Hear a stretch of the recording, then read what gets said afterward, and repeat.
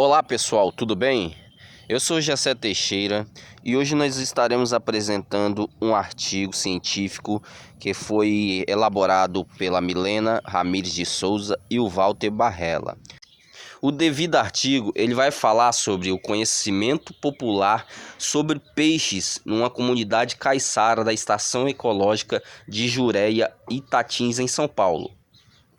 Esse artigo ele se trata dos conhecimentos empíricos em detrimento dos conhecimentos teóricos, de acordo com os questionários realizados junto a 13 pescadores desta comunidade, que corroboraram para o devido artigo. O nosso grupo é formado por eu, Jessé Teixeira, que vos falo, e pela colega Daniele Gonçalves Josefa. Esse trabalho está sendo apresentado à disciplina de Zoologia 3, com a administração do professor Maurício Ostin. Vamos então dar continuidade ao assunto, falando um pouco mais sobre o artigo. Então, antes de entrarmos propriamente dito no tema do artigo, iremos observar alguns aspectos científicos e algumas técnicas que são utilizadas para fazer esse tipo de pesquisa. Dentre os enfoques que mais têm contribuído aí para o estudo dos conhecimentos tradicionais está a etnociência, que estuda o conhecimento das populações humanas sobre os processos naturais.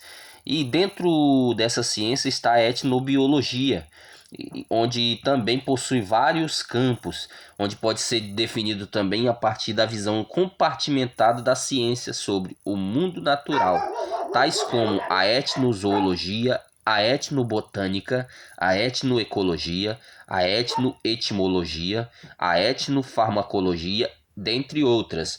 No entanto, este devido artigo ele irá trabalhar a etnoictiologia, que consiste no ramo da etnobiologia, que trata das interações entre os grupos humanos e os peixes, ou seja, no que tange aos conhecimentos empíricos relacionado aos aspectos naturais relacionado com a relação direta entre homem e peixe. Falando agora da localidade de influência e da pesquisa, temos aí a comunidade caiçara da Vila Barra do Una.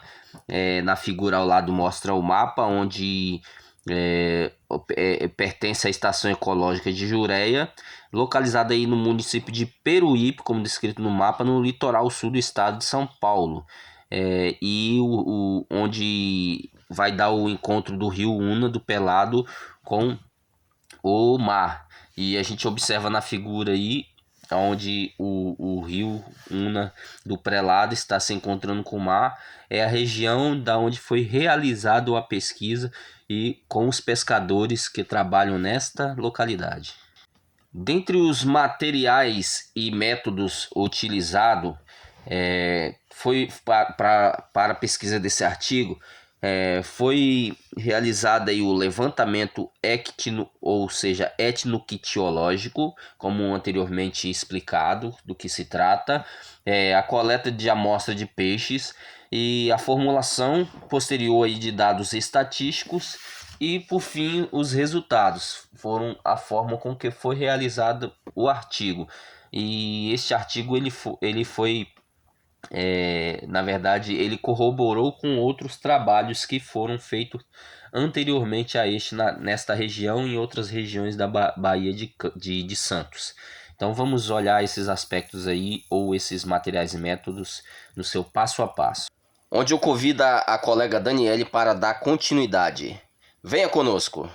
Bem, gente, eu vou falar também um pouquinho sobre o levantamento etnogeológico que é aplicado aos pescadores, né? É um questionário que eles respondem, né?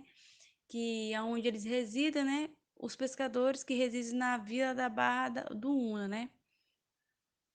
Nesse questionário, gente, contém algumas perguntas sobre a espécie de peixes mais comuns da região, a maneira como os pescadores aprendem a pescar, né?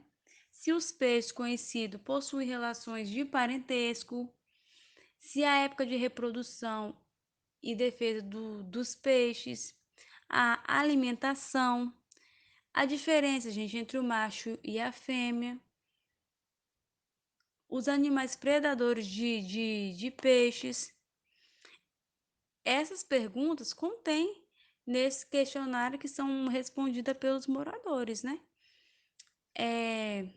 E também, pessoal, tem eles também respondem outro questionário, né, também, sobre alguns dados pessoais deles.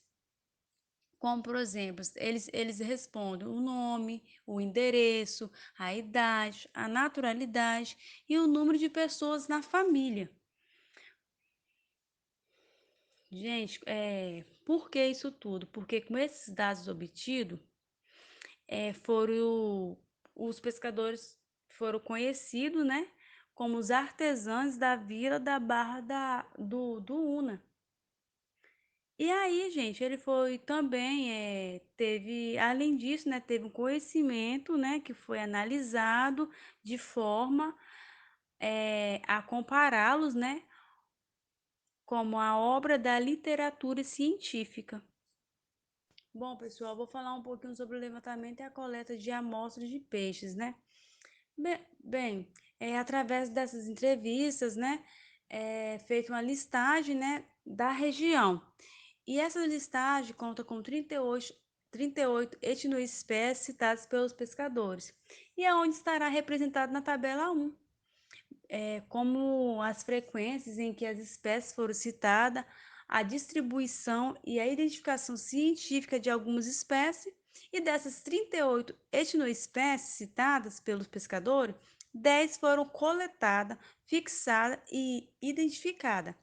E aí, através dessas chaves de identificação taxonômica, né, de Figueiredo, né, de 1977 aí, né, elas são comparadas com espécies de coleção da referências do Laboratório de Ecossistema, né, Aquático da PUC, São Paulo, né, que foram o quê? Que elas foram revisadas, né, pelo Dr. José Lima de Figueiredo, né, do Museu de Zoologia da USP. E aí, 8 etnoespécies elas foram identificadas quanto ao gênero e 5 quanto ao gênero e espécie, através dessas descrições citadas pelos pescadores. Vamos então falar sobre a formulação de dados obtidos observando as tabelas 1 e 2 relacionadas no artigo, no devido artigo. Na tabela 1, observamos aí a listagem da etnoespécies e o número de citações pelos pescadores, a frequência e as espécies identificadas, onde observamos aí uma relação entre as espécies publicadas em outros artigos científicos e corroborando com as teorias científicas e os conhecimentos dos peixes, onde foi citado aí o acará, que são nomes populares que eu vou citar agora: acará, agulhão, arraia, baiacu, o bagre, 3 tipos de bagre, a betara, o cação, a cariranha, a carapuru, cascudo, corvina, enxova, dentre outras espécies que foram citadas, observando aí no gráfico que o número de vezes que foi citado pelos pescadores, o que eles acham nessa região, o que eles pescam nessa região,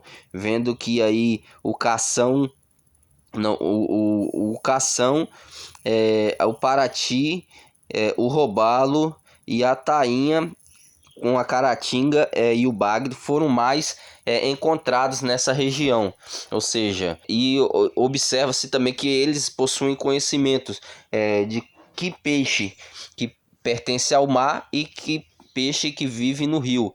Eles demonstraram também conhecimentos de peixes que desovam no rio, mas vivem uma parte do tempo no mar, e depois seu período de desova ele vem para o rio ali, para desembocadura ou para Foz, para fazer a desova, onde eles demonstraram grande eficiência também nesses tipos de conhecimento.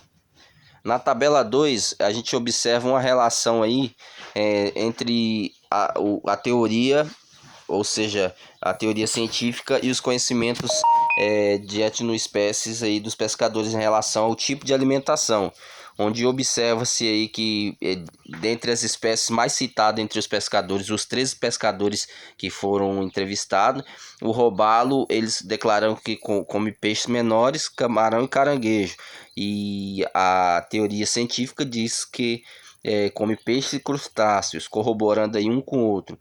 A tainha e o parati se alimentam de camarão e turvança, que é aquela espuma turva. E em contrapartida, em aspectos científicos, come material vegetal retirado do lodo ou areia e detritos orgânicos.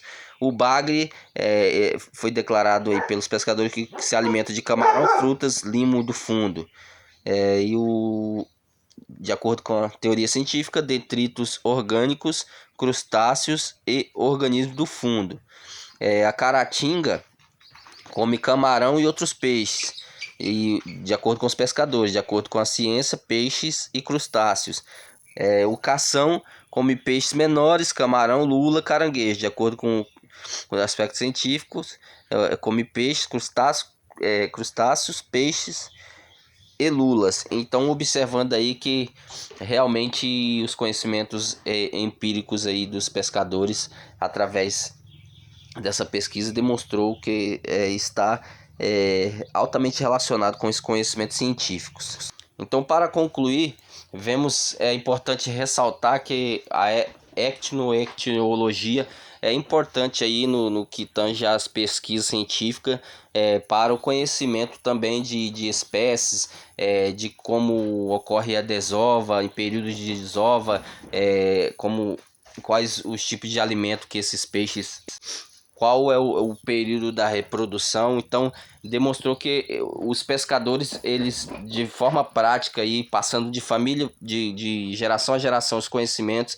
eles têm esse conhecimento onde é necessário aí, quando se for fazer uma pesquisa científica voltado para os peixes e alguns tipos de cultura, observar, fazer essa ciência ou essa etnopesquisa para saber a relação dessas famílias tradicionais com o pescado, demonstrando aí que esses têm o conhecimento amplo em relação às espécies de animais. Aí estão as referências e por hoje é isso, pessoal. Muito obrigado e até a próxima aula. Valeu, um abraço, tchau!